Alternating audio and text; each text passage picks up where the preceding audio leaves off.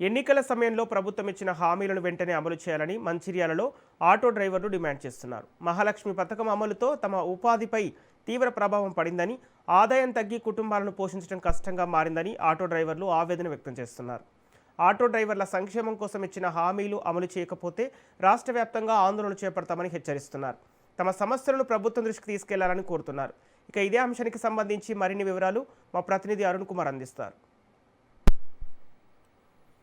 ప్రపంచ ఆటో కార్మికుల దినోత్సవాన్ని పురస్కరించుకొని మంచిర్యాల జిల్లా వ్యాప్తంగా కూడా ఆటో డ్రైవర్లు తమ సంబరాలను అయితే ఘనంగా నిర్వహిస్తారు. ముఖ్యంగా కూడా మంచిర్యాల జిల్లాలోని సీసీ కార్నర్ వద్ద కూడా కేక్ కట్ చేసి కూడా ఆటో డ్రైవర్లు ఇదైతే ఆటో దినోత్సవాన్ని సంబరాలను అయితే ఘనంగా నిర్వహించారు. ముఖ్యంగా కూడా తెలంగాణ రాష్ట్రంలో ఆటో డ్రైవర్లు ఎటువంటి ఇబ్బందులు ఎదుర్కొంటారు, నిజంగా కూడా ఈ సంబరాల సమయంలో కూడా ఆనందంగా ఉన్నారా, ఈ ఆందోళన చెందుతున్న విషయాలు తెలుసుకునేటువంటి ప్రయత్నం చేయాలి. దీనికి సంబంధించి కూడా మన దగ్గర కొంతమంది ఆటో డ్రైవర్లు నిజంగా వాళ్ళు పడుతున్నటువంటి ఇబ్బందులు ఏంది, వాళ్ళ పరిస్థితి ఏందన్న విషయం తెలుసుకునేటువంటి ప్రయత్నం చేద్దాం. ప్రభుత్వం అవలంబిస్తున్నటువంటి విధానాలకు మీరు ఎటువంటి ఇబ్బందిగా ఫీల్ అవుతా ఉన్నారు?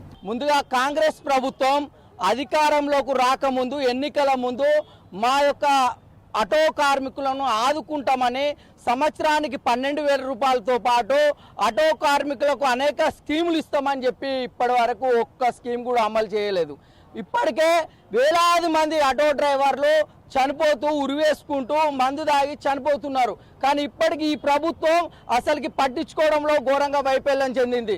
తక్షణమే ఈ ప్రభుత్వానికి విజ్ఞప్తి చేస్తున్నాం, ఆటో కార్మిక కుటుంబాలకు ఎన్నికల ముందు ఇచ్చినటువంటి ప్రతి హామీని కూడా అమలు చేయాలని, మరియు ఎన్నికల ముందు ఇచ్చినటువంటి ఆటో సంక్షేమ బోర్డును ఏర్పాటు చేస్తా అన్నటువంటి ప్రభుత్వం తక్షణమే అమలు చేయాలని ఆటో కార్మిక సంఘాల తరఫున ప్రభుత్వాన్ని డిమాండ్ చేస్తున్నాం.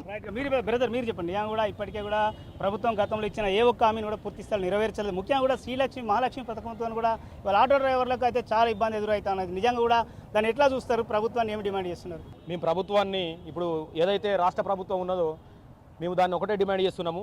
వారు ఏదైతే ఎన్నికల ముందు మేనిఫెస్టోలో పెట్టిన విధంగా సంవత్సరానికి 12,000 రూపాయలు ఇస్తా అని చెప్పారన్నారు. ఇప్పటి వరకు ఆటో డ్రైవర్లకు 12,000 కాదు కదా, 10 రూపాయలు కూడా చెందిన దాఖలు లేవు. 200 పైచీలకు మంది చనిపోయినా కూడా ఏ ఒక్క నాయకుడు కూడా, కాంగ్రెస్ నాయకుడు కానీ ఏ నాయకుడు కూడా ఇప్పటి వరకు వాళ్ళని పోయి పరామర్శించిన సందర్భం కూడా లేదు. మళ్ళీ మాకు ఇంకొకటి ఏంది, మేనిఫెస్టోలో 1000 కోట్లతో కార్పొరేషన్ ఏర్పాటు చేస్తా అని చెప్పారన్నారు. 1000 కోట్లతో కూడా కార్పొరేషన్ ఏర్పాటు చేయలేదు. మేనిఫెస్టోలో పెట్టిన మా న్యాయమైన డిమాండ్లను ఇట్లా వాళ్ళు ఒకవేళ మన రాష్ట్ర ప్రభుత్వం ఇవ్వకపోతే రాష్ట్రం మొత్తంలో మంచిర్యాల నుంచే అమరణ నిరాహార దీక్ష చేస్తాము, రాస్తా రోకలు చేస్తాము అని చెప్పేసి ఈ సందర్భంగా తెలియజేసుకుంటున్నాము. మీరు చెప్పండి అన్న, ఏంటి అసలు ప్రభుత్వాన్ని ఏమి డిమాండ్ చేస్తున్నారు? నిజంగా కూడా ఇప్పటికే కూడా ఆటో కార్మికుల పుట్టగొట్టేటువంటి ప్రయత్నం ప్రభుత్వం చేస్తూ ఉన్నది. అనేక కొత్త స్కీములు తెచ్చి వాళ్ళ ఆటోలు నడిచేటువంటి లేని విధంగా కూడా ఇబ్బందులకు గురి చేస్తున్నారు. ముఖ్యంగా మహాలక్ష్మి పథకం కావచ్చు, ప్రతి పట్టణంలో కూడా ప్రైవేట్ ఏదైతే లోకల్ బస్సులు నడపడానికి కూడా ప్రభుత్వం కసరత్తు చేస్తుందని ఎట్లా చూస్తారు? ఇప్పుడున్న రాష్ట్ర ప్రభుత్వం ఆటో డ్రైవర్లకు తీవ్ర అన్యాయం చేసింది. ఆటో డ్రైవర్ల పుట్టగొట్టింది. మహాలక్ష్మి పథకం పేరుతో ఆటో డ్రైవర్ల పుట్టగొట్టింది. ఆటో డ్రైవర్లు చావు బతుకుల మధ్యలో కొట్టుమిట్టాడుతున్నారు. తిందామంటే తిండి లేక, ఉందామంటే ఇల్లు లేక, కనీసం స్కూల్ పిల్లలకు ఫీజు కట్టే పరిస్థితులు లేరు.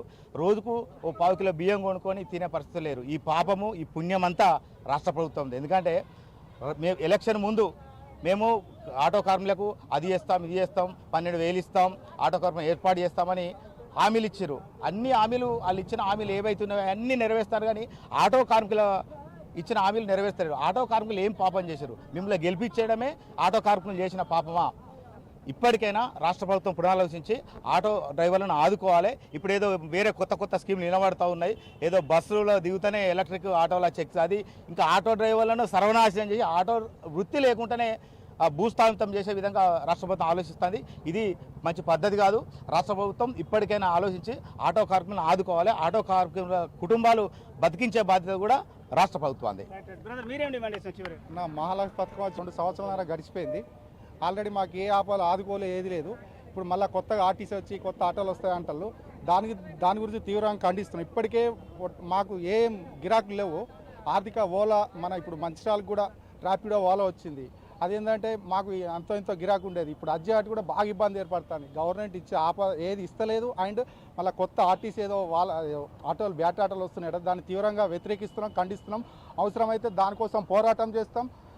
ఏదైనా కానీ మొత్తం జిల్లా లెవెల్ రాష్ట్ర లెవెల్ దానికి పోరాటం చేస్తాం, దాన్ని రద్దు చేయాలని చెప్పేసి మేము ముందు జాగ్రత్త పడతాం. రైట్గా ఇదైతే ఆటో డ్రైవర్లు అయితే ఆటో దినోత్సవం రోజు కూడా ఆవేదనతో తమ ఆవేదన అయితే వ్యక్తం చేసినటువంటి పరిస్థితి. ఇప్పటికే కూడా ప్రభుత్వం ఎన్నికల సమయంలో ఇచ్చినటువంటి ఏ ఒక్క హామీని కూడా ఆటో డ్రైవర్ల విషయంలో కూడా నెరవేర్చలేదని చెప్తున్నారు. ఇప్పటికే మహాలక్ష్మి పథకం ద్వారా కూడా ఏదైతే బస్సు ప్రయాణం పెరగడంతో కూడా చాలా ఇబ్బందులు ఎదుర్కోవడం, గిరాకీలు కూడా తమ జీవితాలు పొట్టగడవడం కష్టంగా మారిందంతా ఇప్పటికే ప్రభుత్వం మరోసారి కూడా ఆలోచించాలి. ఏదైతే ఎలక్ట్రికల్ ఆటోలను తీసుకొచ్చే ప్రయత్నం చేస్తే ఆ ప్రయత్నాన్ని కూడా విరమించుకోవాలి. లేదంటే కూడా రాష్ట్ర వ్యాప్తంగా కూడా ఆటో డ్రైవర్లందరం కూడా ఆందోళన చేసి కూడా ప్రభుత్వానికి వ్యతిరేకంగా రానున్న ఎన్నికల్లో పనిచేసేటువంటి పరిస్థితిని తలెత్తుదని కూడా వీళ్ళు ప్రభుత్వాన్ని హెచ్చరిస్తున్నటువంటి పరిస్థితి. Camera person Srinivas, Arun Kumar, Raj news, Mancherial జిల్లా.